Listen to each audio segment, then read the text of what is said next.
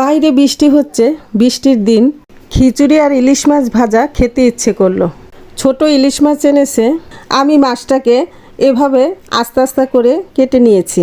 এর মধ্যে পরিমাণ মতো লবণ, হলুদ গুঁড়ো, জিরা গুঁড়ো, ধনে গুঁড়ো, একটু আদা বাটা, রাঁধুনি গুঁড়া মশলা, সরিষার তেল সব একসাথে দিয়ে ভালো করে মেখে ফ্রাই প্যানে সরিষার তেল দিয়ে মাছটা এরপরে তেলের মধ্যে দিয়ে এপিট ওপিট করে আস্তে আস্তে ভেজে নিয়েছি।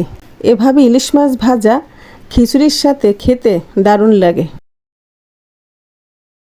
বাইরে বৃষ্টি হচ্ছে, বৃষ্টির দিন খিচুড়ি আর ইলিশ মাছ ভাজা খেতে ইচ্ছে করলো। ছোট ইলিশ মাছ এনেছে।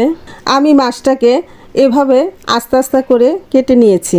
এর মধ্যে পরিমাণ মতো লবণ, হলুদ গুঁড়ো, জিরা গুঁড়ো, ধনে গুঁড়ো, একটু আদা বাটা, রাঁধুনি গুঁড়া মশলা, সরিষার তেল সব একসাথে দিয়ে ভালো করে মেখে ফ্রাই প্যানে